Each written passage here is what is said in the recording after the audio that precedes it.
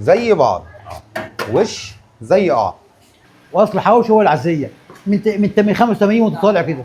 ونشأت لقيت الحواوشي دوت من سنة 89 85. كان الكيلو اللحمه لسه ب 4 جنيه، والله كان ب 4 جنيه.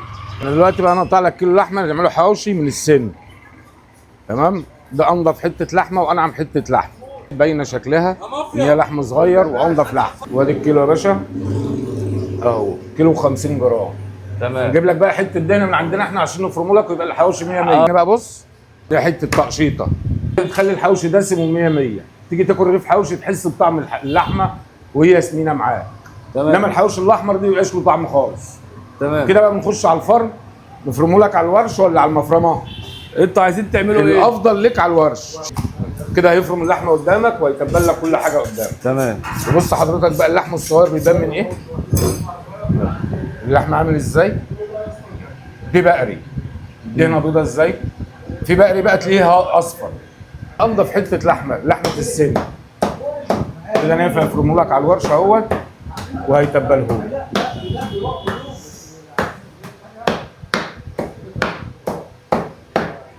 الورشه افضل لان بيبقى خشن واللحمه بتبقى قطع في الرغيف. طالما اللحمه صغيره تخلي الرغيف يستوي. دي حته الدهنه بقى، حته السمين دي هي اللي بتعمل للرغيف طعم.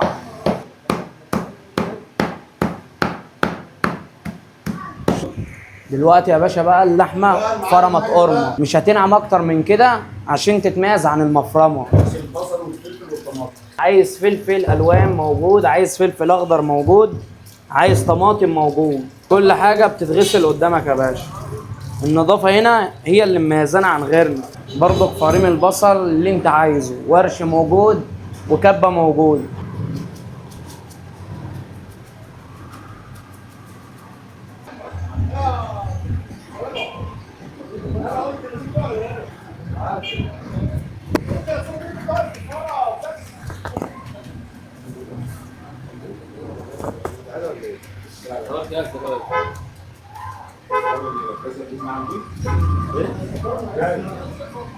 بص يا باشا الورش بتاعنا الحمد لله مش موجود في اي حته.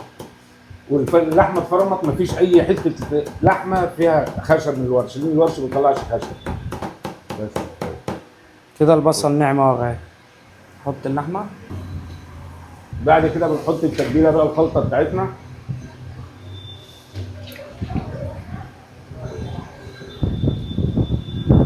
كده بيتبل اهو ده.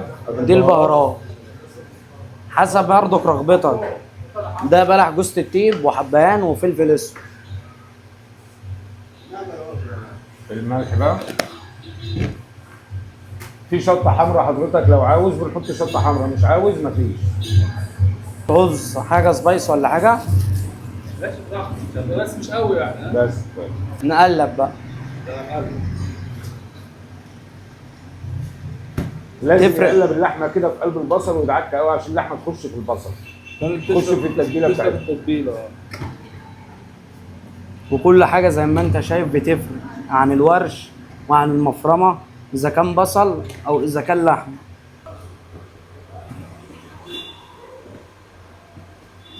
نعبي يا باشا.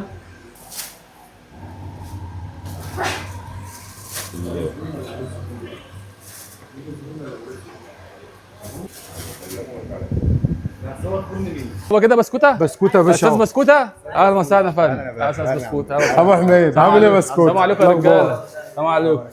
احلى احنا حته عايزين لحم. بقى نعمل حواوشي. احنا جبنا اللحمه طبعا وجاي نعمل معاك حواوشي النهارده. قالوا لي ان انت فرن جديد في العزيه هنا وبتقدم حاجه كويسه، فانا جاي اجربك وسايب الناس المعروفه وجاي اعمل عندك انت. احنا بنعجن عجينه اهون.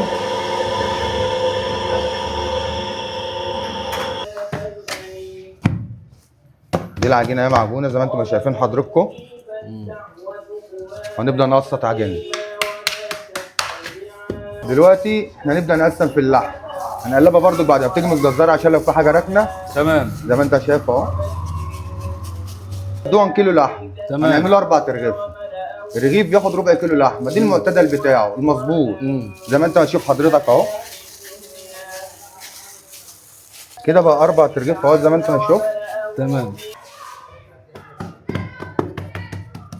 هنبدا بقى ايه، نقفل حضرتك الرغيف. وهي دي مست الرغيف عندنا، ما بنخليش له حرف خالص. انت شايف طبقتين على بعض، ما بنحطش حرف خالص.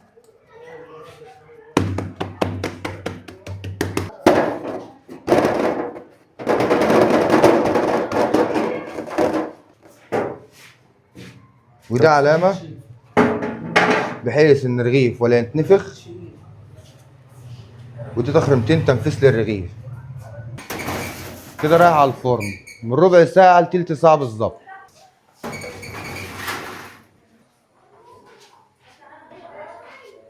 كده هو بيبدأ يتلون، بيقلبه.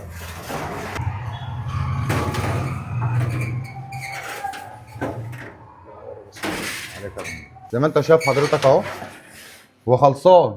ممكن اطلعه بس انا سايبه بيدجدج بنفسه من تحت. زي ما انت ما شايف مفيش اي غلط. ده اهو زي ما انت ما شايف اهو، دي سنة الدهن. مفيش حرف، شايف الحرف؟ مفيش حرف خالص، الرغيف مستوى واحد. كده يبدأ يطلع اهو للفرن زي ما انت شايف اهو.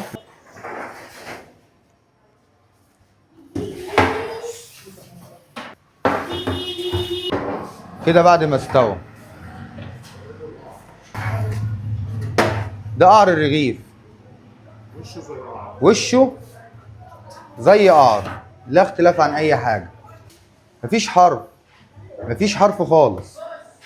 يعني ليه ما بترميش منه اي حاجه، حتى تلاقي الحرف اللي هو يعني 2 سم ده فيه لحمه، ان هو مش فاضي، مش هتاخد ترمي فيه منه اي حاجه. حتى الربع المفاض بتركنه في التلاجة بتاكله تاني يوم، ليه طعم. اللحمه بتبقى مسكره في قلب الرغيف.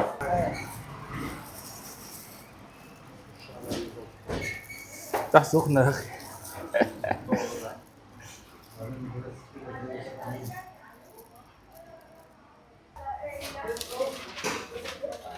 دي كده خلص، وادينا بنلف الرغيف.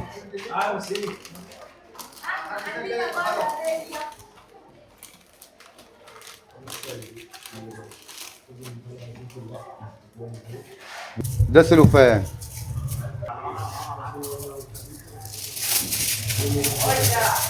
ده لو هيتاكل في البلد بسلوفان، او هتسخنه في ميكروويف. ايه؟ او هتسخنه في او ميكروويف. هتسخنه في ميكروويف. شرفتنا حبيبي. حبيبي، السلام عليكم. السلام عليكم. شكرا.